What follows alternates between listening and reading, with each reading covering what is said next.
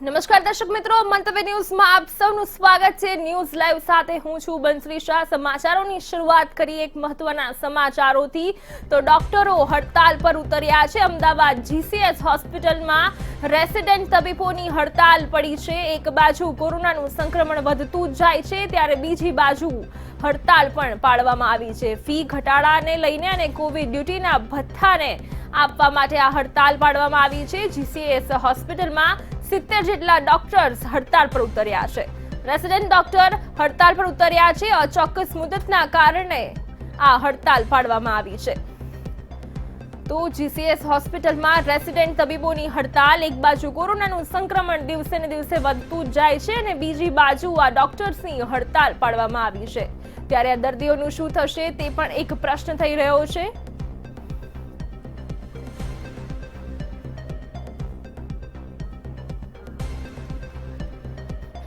વધુ માહિતી માટે સહયોગીની જિજ્ઞા રાજગોર જોશી જોડાયા છે। જિજ્ઞા, શું છે આ બાબતે વધુ વિગતો?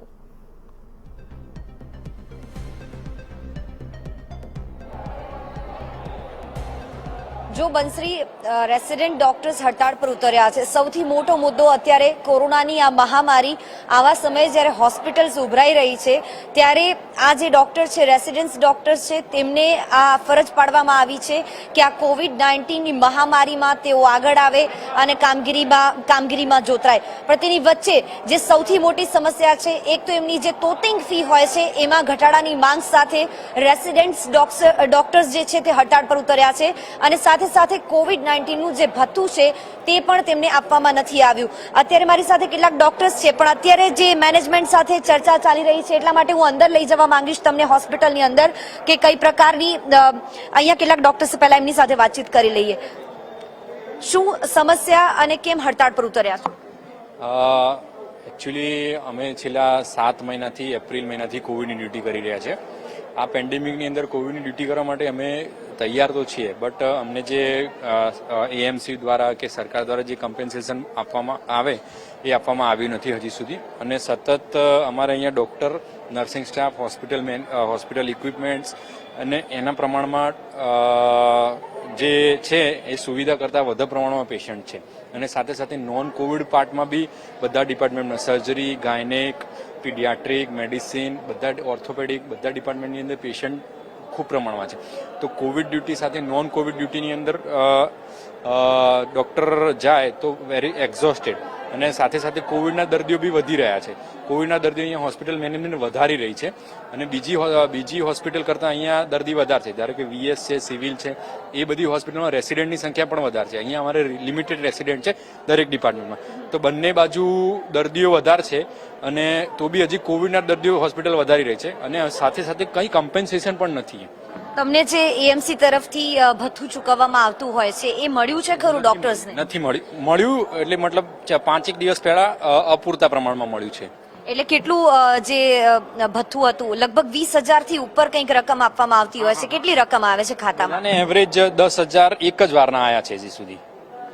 ખૂબ મોટો અહીંયા પણ કોઈ મોટો ઝોલ ચાલી રહ્યો હોય તેવું લાગી રહ્યું છે કે જે સરકારે નિયત કરેલી છે એ રકમ હજી ચોક્કસ પ્રમાણમાં રેસિડેન્ટ ડોક્ટર્સના ખાતામાં જમા નથી થઈ રહી, એટલે અહીંયા પણ કોઈ મોટું કૌભાંડ હોય તેવી એક શક્યતાઓ દેખાઈ રહી છે। બીજો પ્રશ્ન કે ડોક્ટર્સ એવું કહી રહ્યા છે કે અમારી ફીમાં ઘટાડો કરવામાં આવે। તમારી ફીમાં ઘટાડો કરવામાં આવે, આશરે કેટલીક ફી ભરવામાં આવતી હોય છે? અહીંયા બધી ડિપાર્ટમેન્ટ વાળાએ 25 લાખ પ્રતિ યર ફી આપે છે। અને તમારી કેટલી ફી ઘટાડવા માટેની માંગ છે? એટલે કાં તો અમને કમ્પન્સેશન આપો, કાં તો અમારી ફીસ ઘટાડી નાખો, કાં તો કોવિડના બેડ્સ ઘટાડી નાખો, કેમ કે અહીંયા ડોક્ટર્સ બહુ ઓછા છે અને પેશન્ટ્સ બહુ વધારે પડતા છે। અત્યારે અમારા ડિપાર્ટમેન્ટમાં 9 માંથી 7 રેઝિડેન્ટ્સ પોઝિટિવ છે અને 2 લોકો જ આખું ડિપાર્ટમેન્ટ ચલાવીએ છીએ 24 કલાકની ડ્યુટી કરીને ઓલ્ટરનેટ, તો પણ મેનેજમેન્ટને કોઈ સહાનુભૂતિ નથી। આ બધું ઇનહ્યુમન છે। મેનેજમેન્ટ સાથે વાત થઈ છે ક્યારે? આ અંગેની મેનેજમેન્ટ સાથે ક્યારે વાતચીત થઈ છે? અમારા ઉપર જે કન્સલ્ટન્ટ હોય છે એ મેનેજમેન્ટ જોડે ડિસ્કસ કરવા ગયા હતા કે we don't have any residents, but મેનેજમેન્ટે એમનું ગળું પકડી લીધું। એ લોકો કહે છે કે તમે ડ્યુટી કરો ને જેટલા રેસિડેન્ટ રહ્યા છે એ લોકો પાસે અલ્ટરનેટ ડ્યુટી, મતલબ we are like nothing, they are considering us as that we will do work everything. One person cannot handle a labor room. કેટલી બધી ઇમરજન્સીઓ આવે છે ગાયનેકમાં, તો પણ બધું હેન્ડલ કરી રહ્યા છે. Still they are not listening us. કેમ આ પહેલા પણ રજૂઆત કરવામાં આવી હતી અને એએમસી તરફથી તમને કોઈ ભથ્થું ચૂકવવામાં આવ્યું છે? એએમસી તરફથી કોઈ ભથ્થું ચૂકવવામાં આવ્યું નથી, અને જેટલું ભથ્થું ચૂકવવામાં આવ્યું છે એ નર્સિંગ સ્ટાફ અને જે બીજો સ્ટાફ છે એને ચૂકવવામાં આવ્યું એટલું આપ્યું છે. મતલબ we have done duty up till 6 months, but અમને ખાલી એક દિવસના 1000 રૂપિયા પ્રમાણે મળવામાં આવ્યું છે. અને ભણવા પર શું અસર પડે છે? તમે જ્યારે એક તરફ આ ભણી રહ્યા છો તો ભણવા પર કેટલી અસર પડે છે? તમને શું લાગે છે ભણવા પર કેટલી અસર આની? देखो मैम, मैं गायनिक डिपार्टमेंट में हूँ और gynaec department deals with deliveries and female problems. अभी कोविड ओपीडी में हम यहाँ पे इतनी फीस भर के ड्यूटी कर रहे हैं, तो जो टाइम हम कोविड में निकालते हैं, हमारा जो एक्चुअल सब्जेक्ट है जिसकी डिग्री हम लेके पास आउट करके प्रैक्टिस करेंगे, उसका हमको जेन्युइनली जो नॉलेज मिलना चाहिए वो अभी तक मिल नहीं रहा है.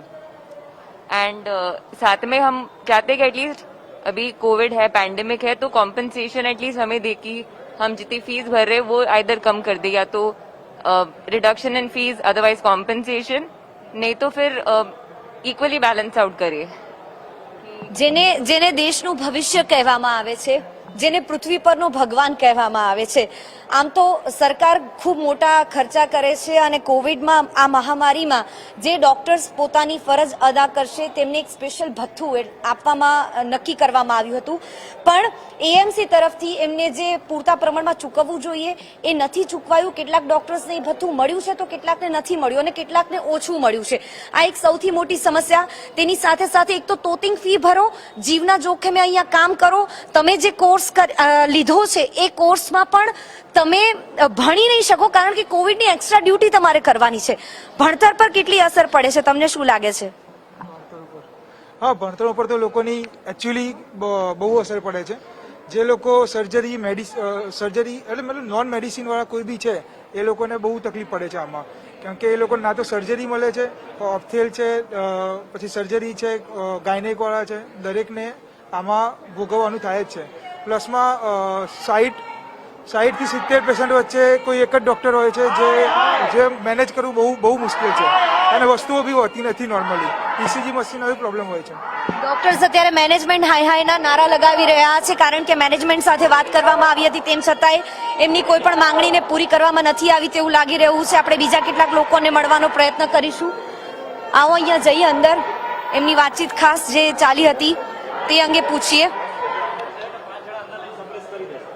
એક્સક્યુઝ મી, મેનેજમેન્ટ સાથે આપની વાત થઈ ખરી?